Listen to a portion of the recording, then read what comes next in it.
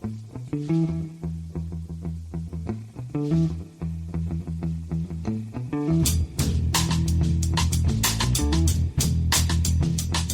and welcome to The Price of Football, the pod that follows the money behind the beautiful game.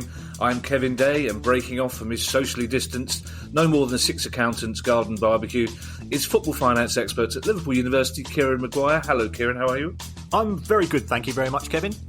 Yes, what's been your media commitments this week? I know we're recording at a strange time because we have to work around you and your various escapades. What's happening? I'm doing somebody in Russia. No, I shouldn't say that. Actually, I'm doing a university in Russia tomorrow. Oh. I did New York on Monday, and I'm doing something called 5-year plan, which I think is more Croydon based as well. It is more Croydon based. Yes, I did. When are you doing that tomorrow? I need to check, but they've asked me to talk about the Palace accounts. Oh, good. Okay, yeah, we've got Jeff Thomas coming on as well, so that'd be nice. You can meet cool. Palace hero remotely. So you were in New York just before the riot started. So if anything happens in Russia, we'll know there's a factor going on there. Well done. I'll look out on TV for thousands of women in Barcelona shirts in the streets of Moscow rioting. Anyway, so it's Thursday today, so it's a news pod, as we say.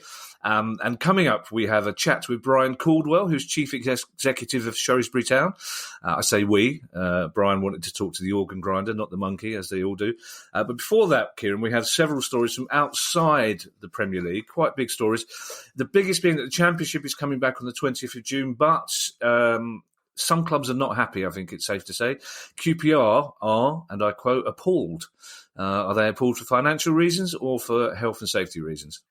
I think there's a combination of football and non-football related issues here. The QPR chief executive, Lee Hoos, said that they were given 40 minutes notice of coming back on the date. And he said that this is driven by the fact that the EFL are desperate to get the season finished and the playoffs by the 31st of July. His view is that there's not enough time for full contact training before that takes place. It's ignoring the clubs, but also it's ignoring the doctors. You know, the doctors at individual clubs. They've not been consulted in this. So he's not happy. Gary Sweet, who was a guest on our show previously, he seems to think that it's coming back too quickly. And also Barnsley are continuing to be very vehement in their protests. And they're saying that if football does come back and clubs are relegated, then they should be given parachute payments of £7 million each to compensate them for the lack of money they'll be getting from TV next season. Do the Championship have the same prize money system as the Premier League? So the higher up you finish at the end, the more money you get?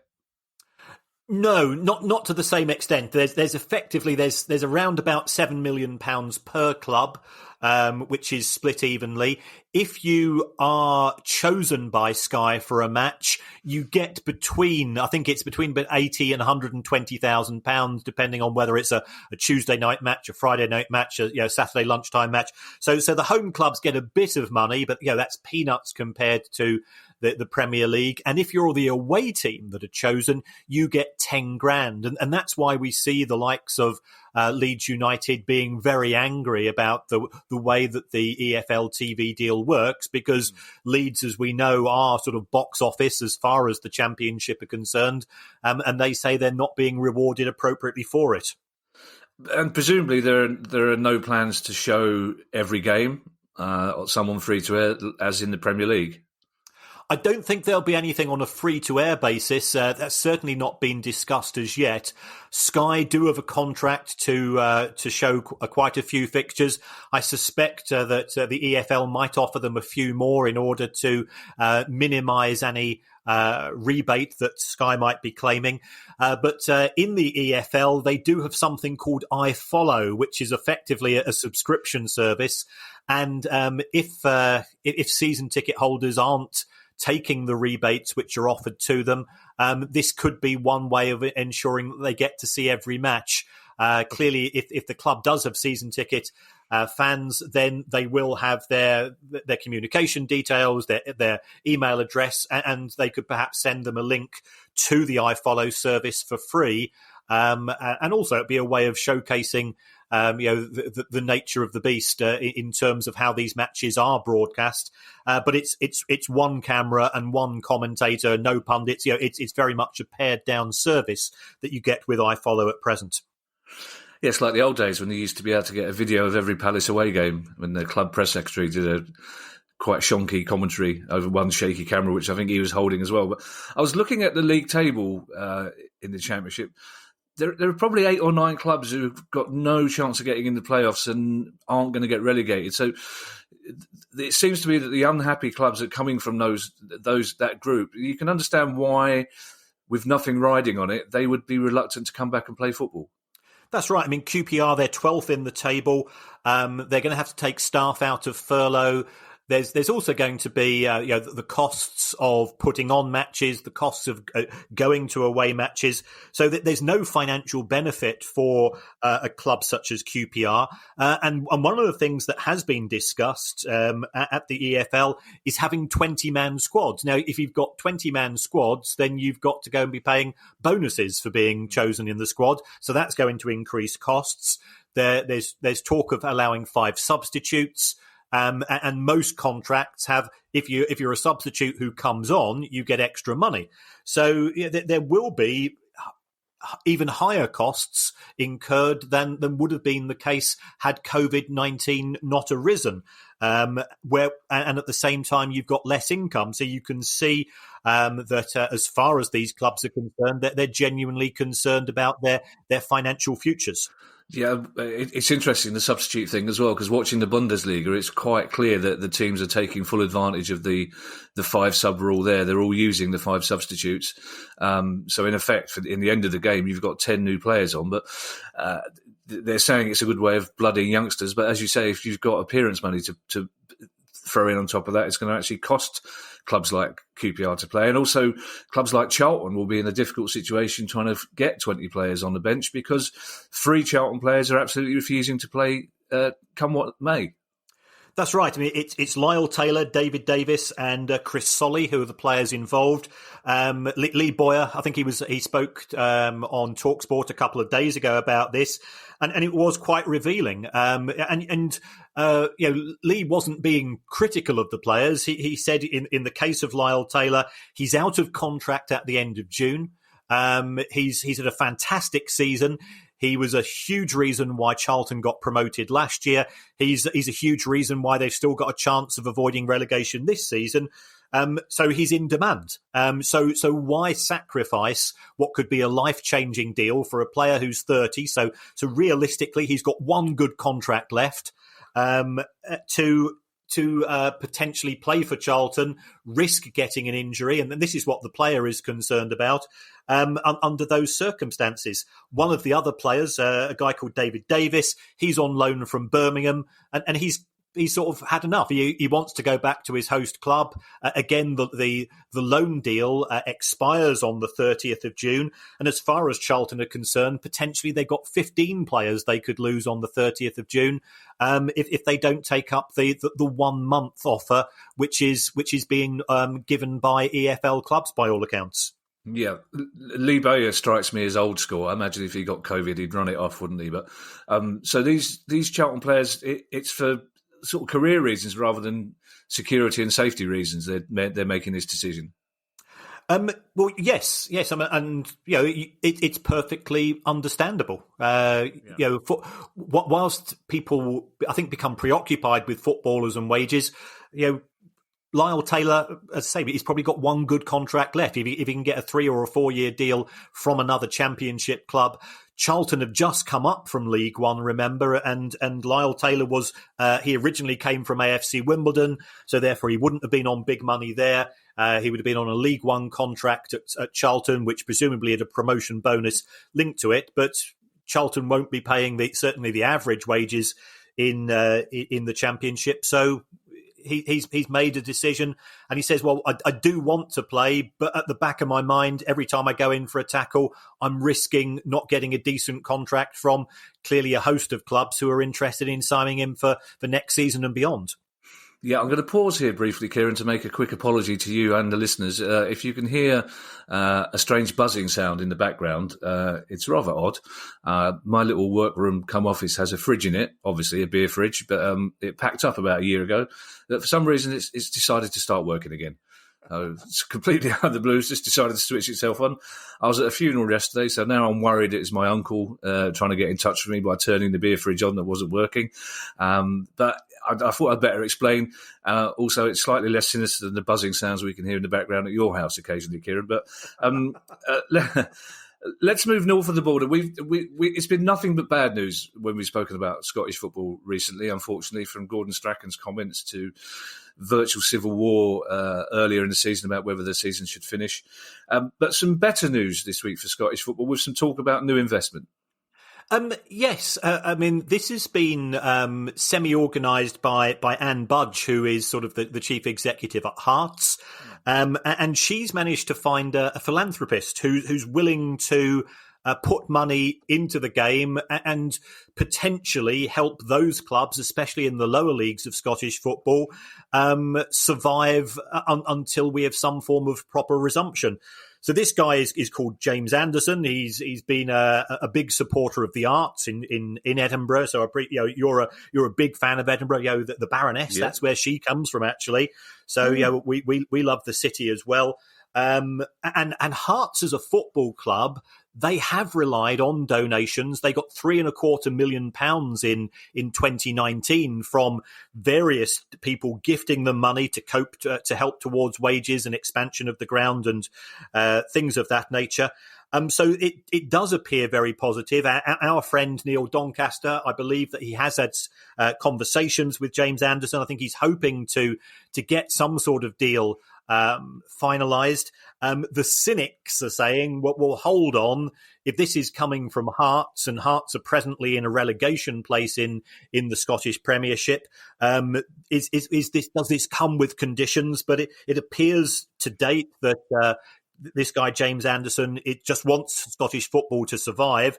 So it is unconditional. It's certainly the noises that are coming out so far. And if it does go through, well, first of all, you've got to say hats off to him for being such a generous guy, and that's the nature of philanthropy. There are good people doing good things, and it would be wonderful for those if it increased the chances of those 42 clubs being in existence. This time if we have this conversation next year.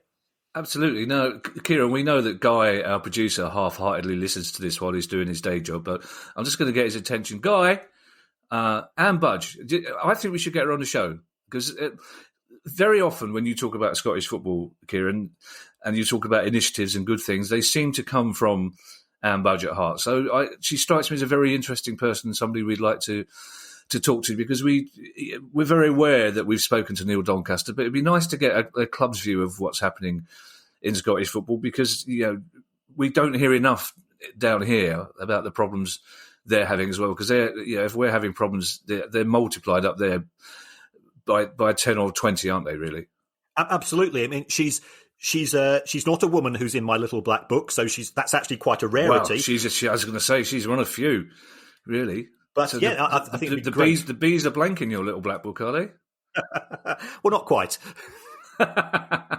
Yeah, how many Russian surnames start with B? Yeah, no, if we can get Anne on the show, if someone can pass a message to her, I'd be fascinated to talk to her, because she's somebody who clearly likes to think positively and likes to look for solutions rather than just wait for somebody to help her out. So good news for Colchester fans as well. They've got the chance for a virtual day out in the playoffs. Yes, and I think this is an initiative that they've seen happen in the Bundesliga, whereby if you pay £25, you can send a photograph of yourself to the club, and what they're going to do, they're going to make you virtual fans. So they're going to stick your photograph on the terraces, and this has worked in Germany, and I think it's gone down pretty well. There have been a few abuses of the system in Germany. By all accounts, Harold Shipman has put in an appearance at a couple of matches as far as the photographs are concerned, which perhaps is a little bit naughty. But it does show a sort of a typical gallows humour that we see in football clubs. But we've also seen that Cheltenham have followed suit. They're in the playoffs, and what's going to happen is, I think this is a really cute system. They've even offered it to away fans for the playoff game. I think they're going to play Northampton, that the away fans can pay £25 and they can have their photograph in the away end as well. It's raised 18.5 grand. At Cheltenham so far. So clearly the fans like the idea of at least their faces, if not their bodies, being at match for these playoffs. Yeah. Now, which of us got the team wrong? Because I said Colchester and you said Cheltenham. No, Colchester and Cheltenham. Colchester started it, and Cheltenham have subsequently followed suit. See, it didn't occur to me. That's how quick-witted I am. It didn't even occur to me for a second we could be talking about two clubs here. I just assumed one of the middle-aged idiots working on this show had made a mistake. Oh, the buzzing stopped. That's good. I hope that means my uncle is rested in heaven. I didn't expect to use that sentence today either. Yeah, it's a good idea. Like you say, though, I'd be too tempted just to send a picture of Yogi Bear with my face on it and a Yogi Bear in a palace scarf. But it is, as we learned last week, it's probably safer than getting inflatable sex toys like they did in Korea. Now, we're talking to the chairman of Shrewsbury later on, but the chairman of Wycombe isn't particularly happy. He's told 15 members of the non-playing staff at Wycombe Wanderers that they need to look for alternative employment when the furlough ends on the 31st of October, and they've cancelled all loan deals. Yes, so this guy is Rob Kuhig. He only bought the club in February, and I did have a chat with people who are at the Wycombe Trust. Say, why are you selling out to a private individual? He's a solicitor, he's an American, and so on. And they said, well, this is something, again, a show perhaps we ought to have in depth at some point in terms of fan ownership. We couldn't physically support the club financially anymore. It was in danger of going bust.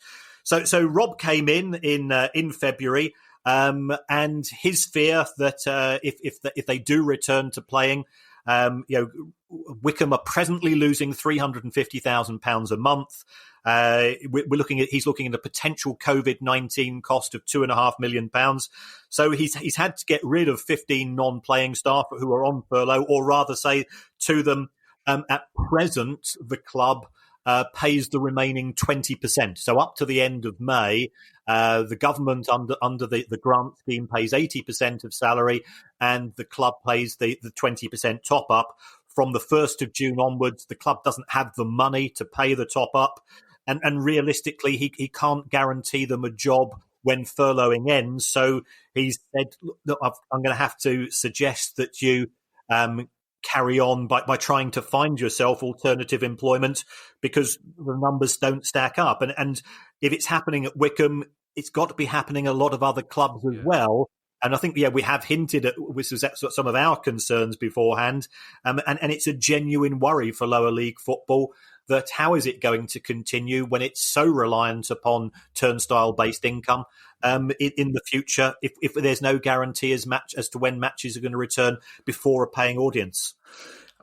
You're absolutely right about fans' trust, supporters' trust. I think we probably do need to have a special pod on this subject, because it strikes me that quite often when we talk about them, they are just a holding solution. The fans take over the club and wait for somebody who can properly afford it to run the club, rather than actually being able to take the clubs forward and develop it. So I think that's something we should probably look at and compare and contrast a few of the supporters' trusts out there, because there are quite a few in the lower leagues, aren't there now? There are. I mean, Exeter have one, and they've done pretty well. In Scotland, it seems to be more successful. If you take a look at the likes of Motherwell, and I think Partick are effectively going to go that way, thanks to the legacy of the fan who'd won the lottery and then subsequently sadly passed away.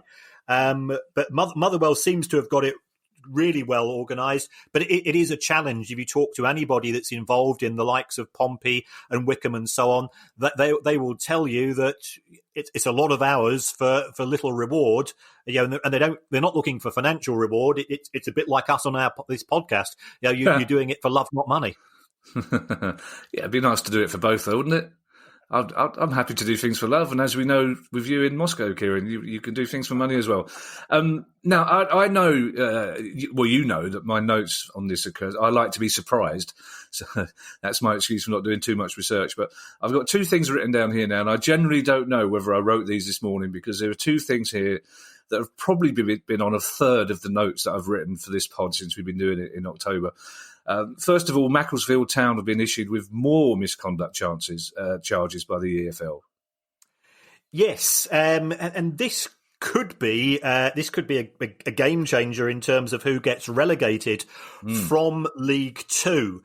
Macclesfield, if anybody, yeah. Yes, well, that's true.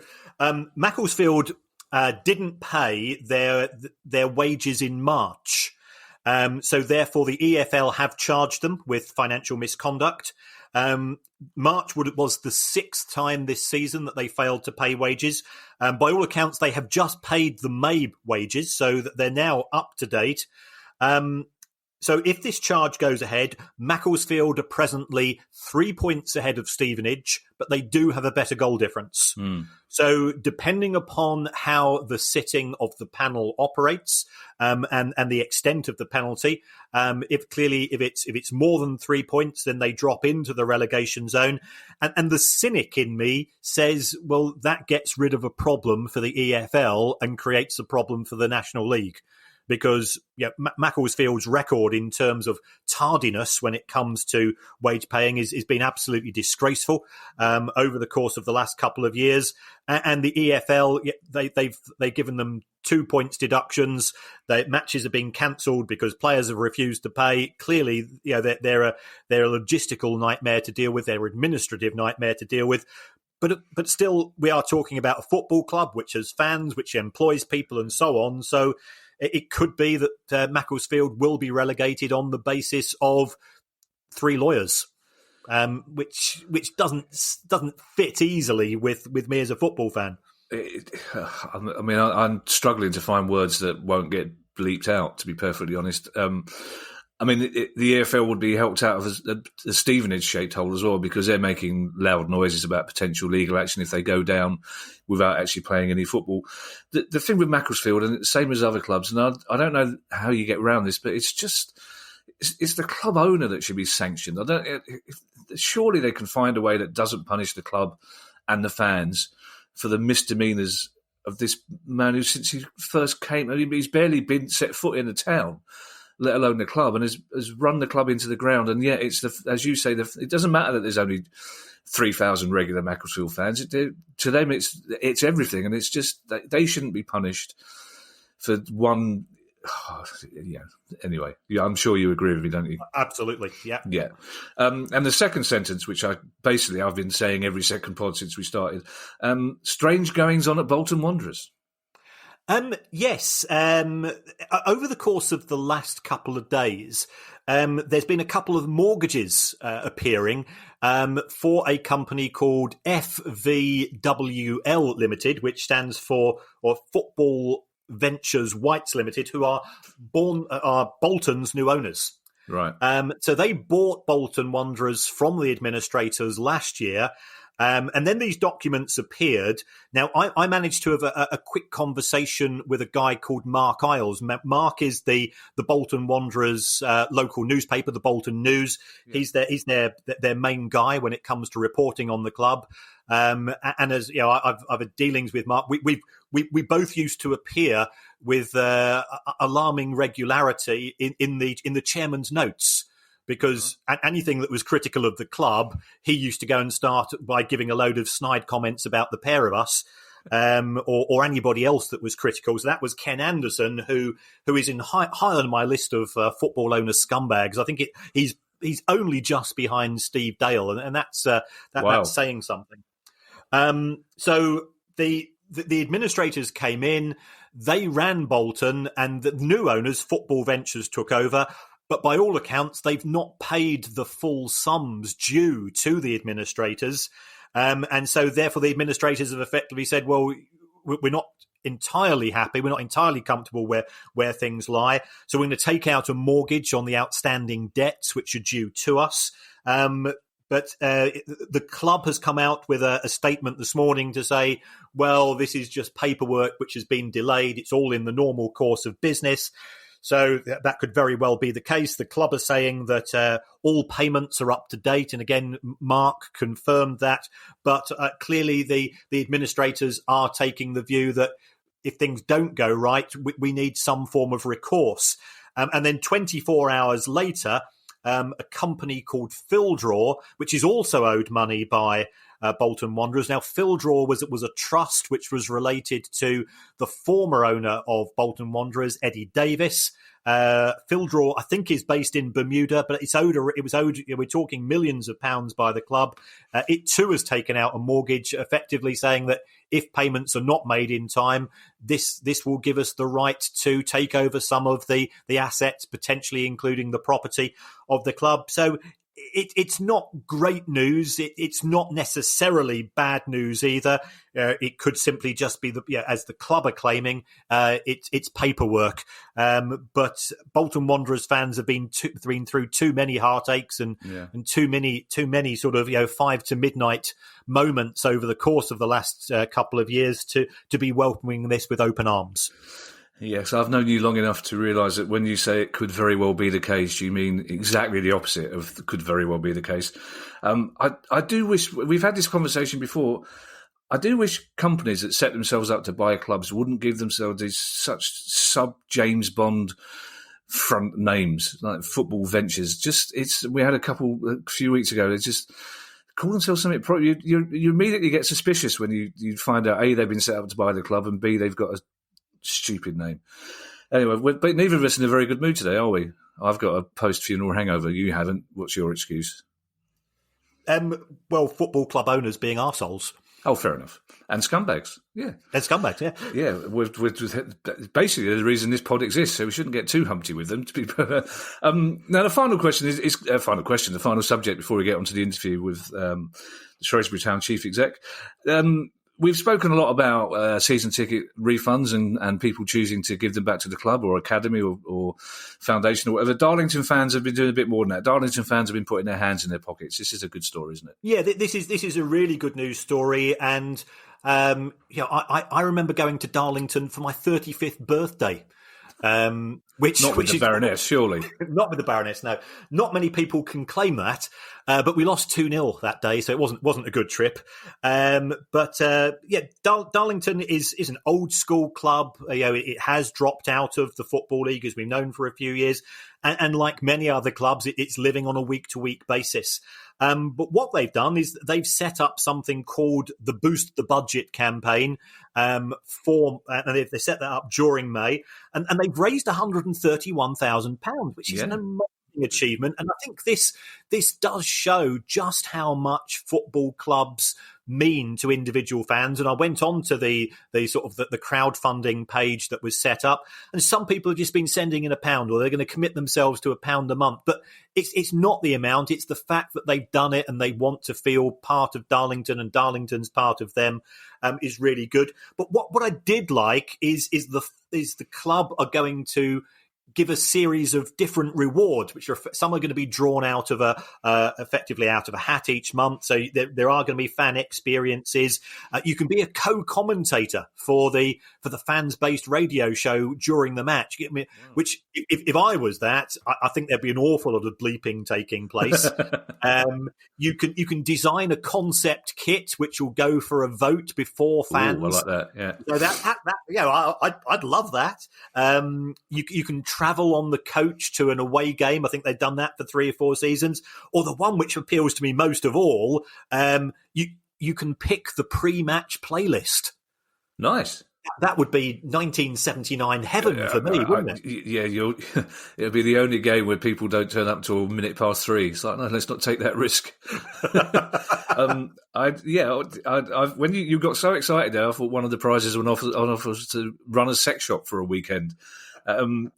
Darlington, it's strange because they've got that amazing stadium as well, which still makes you do a double take every time you see it. Because was it the old stadium when you went up there? It was Feetham's that I went to. So yes, it's another one of those grounds that I would like. Was it George Reynolds, the safe breaker? The convicted safe breaker, yeah. That's right.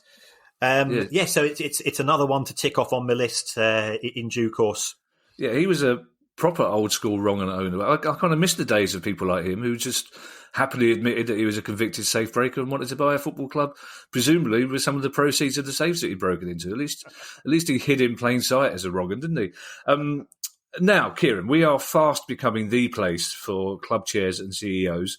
I don't know why I wrote club. I wrote club chairs in a bid to not be sexist, but they're virtually all men, so should have just said club chairman. Club chairs and CEOs to air their concerns. And just a few minutes ago, it wasn't a few minutes ago, it was 35 minutes ago, because Kieran can double task, but he can't double task that well that he can interview somebody while I'm interviewing him.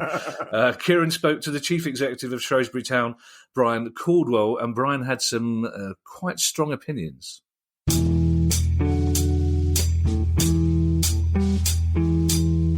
Thanks very much for joining us, Brian. How are you, and how's everybody at Shrewsbury? I'm good, thanks. Thanks for having me on today, Kieran. No, everybody's well. Just trying to navigate our way through the issues that we're all facing as football clubs just now, and kind of getting used to working from home, if I'm honest, as well, which is, I don't mind it because I can still operate as normal, but it's difficult times and challenging times for all football clubs, and not just football clubs, but all businesses, I think, just now, getting through this COVID situation we're in. Absolutely. And has anybody at the club, has anybody contracted COVID, or have you been free of this horrible disease to date? We have had one member of staff that tested positive for it at one point, and we've had a few of the players as well who have shown symptoms, but and obviously at the early stages, because on a weekly basis all the clubs are having to, it was bi-weekly at first and now it's just weekly, we have to report to the EFL of any players with symptoms and any players that are self-isolating and how many players are available as well. So we've been keeping track on all the players, but unfortunately just now we've got nobody with any symptoms or anybody carrying anything, so hopefully it's a clean bill of health as far as I'm aware just now. That's great. And in terms of training, are the players training by themselves at home, or have they started to come back in any way, shape or form? No, they're all training from home just now. It's almost like a closed season. I think the players are treating it that way, trying to stay fit over this period when there's been no games, which is obviously increasingly difficult for them because a lot of them are keen to get back and train as quickly as possible. But you know, we've furloughed all our players and most of the football staff as well. In fact, a lot of the club staff too, just to get some of the grant back, which kind of helps us get through this difficult period. So the players are all just doing their own thing just now, just training from home or whatever. And obviously the weather's been good too. A lot of them are going out cycling and doing long runs, etc., just to try and tick over until, well, when we know what's going to happen with this 2019-2020 season, and then obviously the start of 2020-2021 season after that. That's understandable, right? And so, is it right that there's a vote now taking place on the 8th of June? And certainly from an outsider's perspective, reading sort of what's happening in the media, there's not a universal opinion as to how things are going to go forwards. So what's Shrewsbury's position? I mean, you're 16th in the table. Realistically, the playoffs seem unlikely. Relegation's unlikely as well. What's your viewpoint as how the season should finish? I mean, I've been quite clear on this, and we put an open letter to all our supporters a couple of weeks ago just to try and explain everything and just show some transparency. We feel first and foremost that bringing players and staff back from a health point of view isn't necessarily correct at this time. I don't feel comfortable, and we don't feel comfortable as employers. We have duty of care as an employer to look after our staff. People say to me, but it's just football players, they're all fit. It's very unlikely for them to contract the virus. But I think we also have to be aware that, there might be our backroom staff there who might have underlying health issues. We might have, older people working. I mean, our assistant manager, for example, is 65, Graham Barrow. Bringing them back into an environment when there's an element of risk, it doesn't sit comfortably with me. And then if we did have to play the games, we would obviously need some kind of stewarding operation to ensure that it was a sterile area and no supporters were getting in, etc. So we would then need an element of stewards there, and obviously I'd then need to take people back, bring staff back as well. And you just don't know who's got underlying health issues. And So I've not been comfortable at all with the health side of it, first and foremost, which I think sometimes in life, health comes before anything else. That's been the most important thing for me. Secondly, it would be financial suicide for us to start restarting the season. And I know it's probably easy for me to say because we're in that kind of mid-table area whereby there's not a lot to play for over the last 10 games. Hopefully we were safe where we were, etc. But when you take the cost of if we had to bring players back to play these remaining 10 games, then there's the loss of the furlough money. And I know it's been disputed by certain people about how much it's actually going to cost. But like when you actually work out the furlough money for players coming back to train for 4 or 5 weeks and then play the games for 4 or 5 weeks, from our point of view, I worked out it's roughly about £230,000 straight away. On top of that, you've got the testing costs of £140,000, taking you to £370,000. And then you've got like some match costs, etc., which when you start and add that up, we've still got Sunderland away to play. We've also got Southend away as two examples of, looking at that, we would probably need to take 3 coaches to transport all the players and staff so that we're still social distancing, which has obviously got a cost. They would need single rooms in hotels. So you start and add that up. I've put it out openly that you're probably looking at a £500,000 loss with little or no income coming in to cover those costs. So for clubs at League One and League Two level, I can totally understand why we're all, most of us, if you like, are, as I see it, are feeling that why should we suddenly spend £500,000 at a time when we've not got any income coming in, to spend that kind of sums of money, which a lot of clubs don't have at this time. And that seems a very logical thing to say, because I was looking at the comments from the Wycombe owner. They've got players out of contract, they've got players on loan.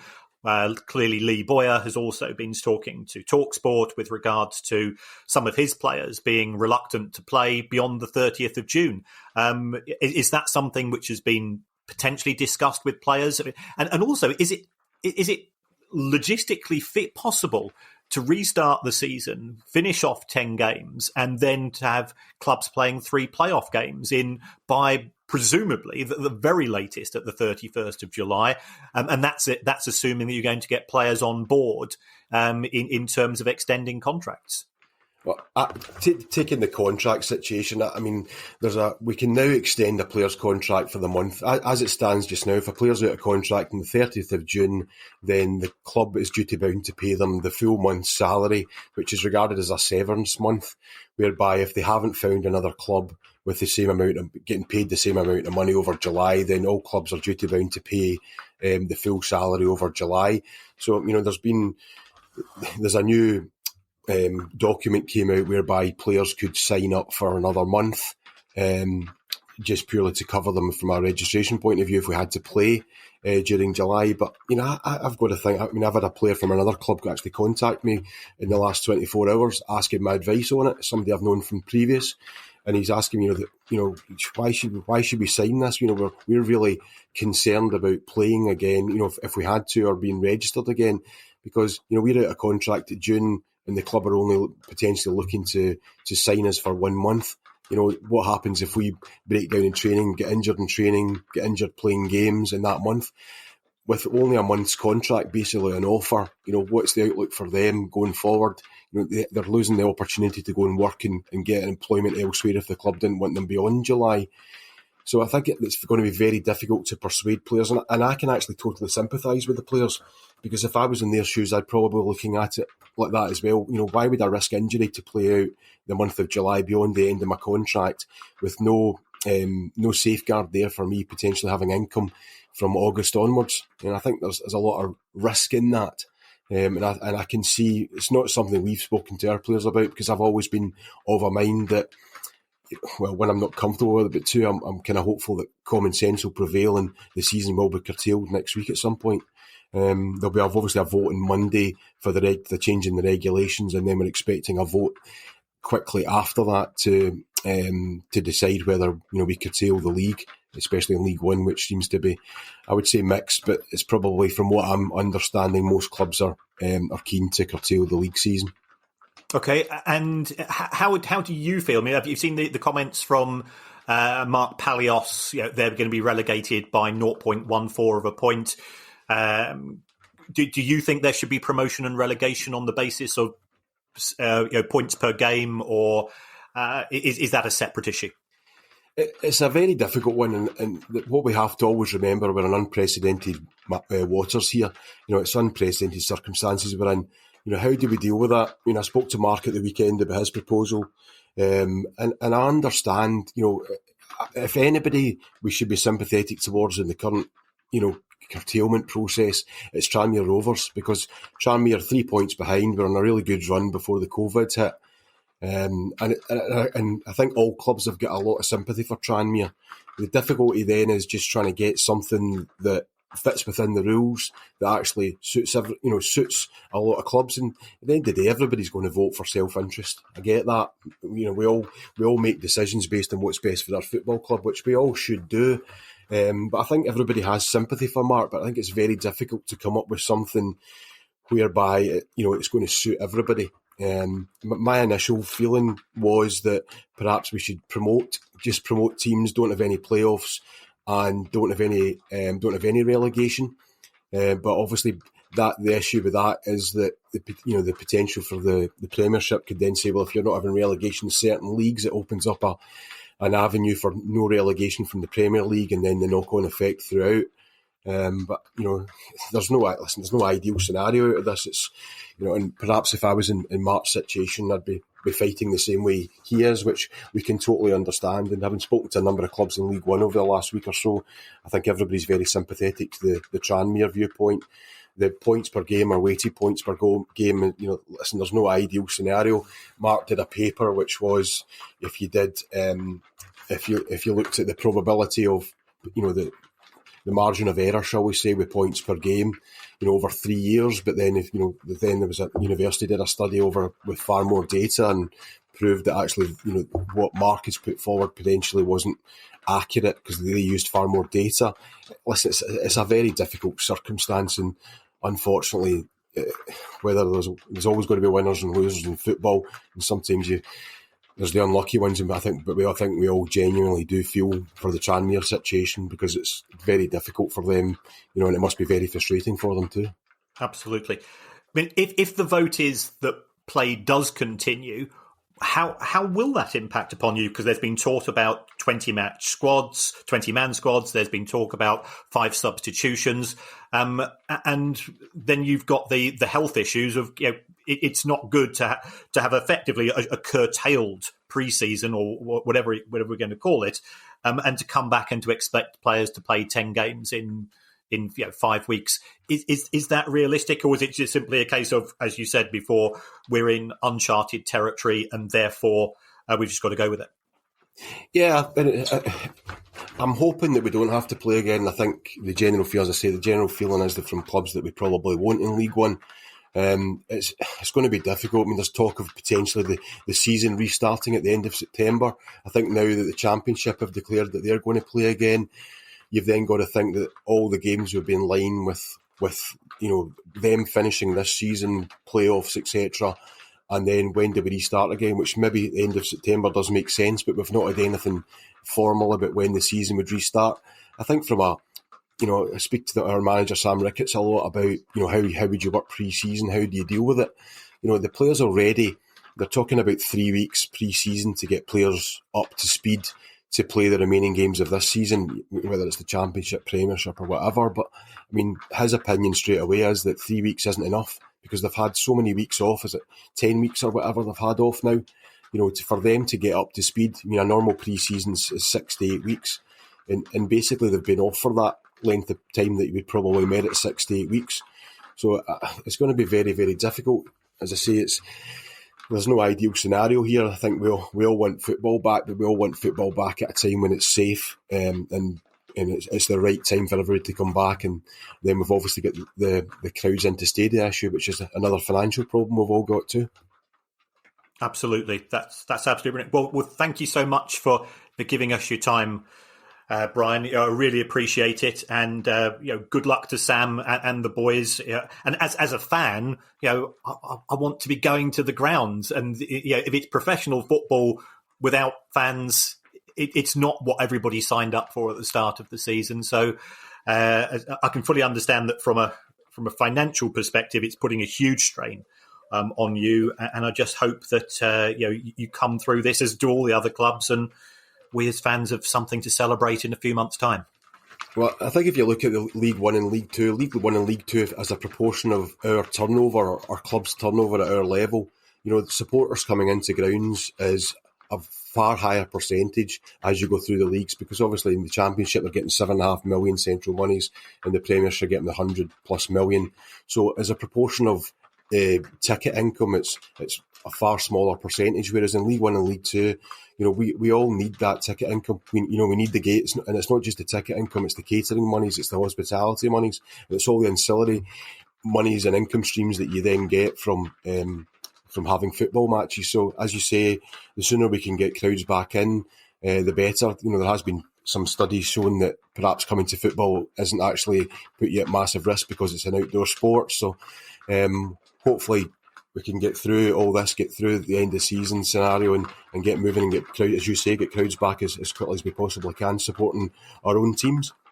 Very much so. And I've not been to your new ground yet, so I've been to the old one on many an occasion. So it's on my tick list. So I am desperate for us all to be allowed to come back at some point soon. Always welcome, Kieran. Okay, thank you very much, Brian. I really appreciate your time. Thank you. Cheers, Kieran. Thanks.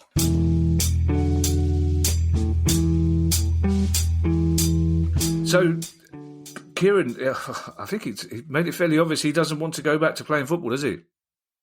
Absolutely. And you can understand it. As he said, he called it financial suicide. And he also said that as an employer, he's concerned about his staff. He's got, as he said, people in the back office. He's got an assistant manager who's 65. Why put their lives at risk when you're 16th in the table and got nothing to play for? Yeah. I've always had not soft spot. My views on having soft spots on other clubs, but Brian Moore, who was my football hero, along with George Best. Brian Moore was the commentator on the London Weekend Television football. At least once a season, they'd have 30-second highlights of Shrewsbury on for some reason. And Brian Moore would just crack up because they used to have a little man in a coracle who used to go and fetch the ball from the river if it went out. And so I used to like Shrewsbury because they made Brian Moore laugh when I was a kid. That's how simple things are when you're that young. And also that brilliant yellow and blue kit. It's always interesting to hear from people who run football clubs. So if anybody else out there wants to come along and talk to Kieran, I'm happy to sit out. I know my place. Please do get in touch with us. And if you have questions you want to put to us, our next pod will be on Monday, which is our questions pod. Email us on questions@priceoffootball.com. So Kieran, you're off to Russia. Is that right? Yes, I'm a Russian university, and I'm appearing on a panel with a QC this afternoon as well. Are you really? You're busier in lockdown than you ever were before this happened. Before this happened, you and I had time to go for a pint. Well, I had a pint. You had that bizarre lime soda water thing. I don't know. Your stomach must be lime soda corroded terribly, but you had time for a chat then, Kieran. You were a people person then, and now it's all media now, isn't it? You turned into Eamon Holmes. Well, I'm looking forward to abusing referees and arguing about VAR in a couple of weeks, more than anybody else in the country, I suspect, because I need a break. Yes, it's true. So you can just get back to watching football. Yeah, we're all looking forward to watching that. Of course, all us Palace fans are slightly worried about Kayla the Eagle, who's with the vet as we speak. So, again, this is not something I'd ever thought I'd say on a pod, but good wishes to an eagle, an actual eagle. And we'll see you all on Monday. Yes, Monday. What day is it? Lockdown. Yeah. Bye. Bye-bye, gang. The price of football.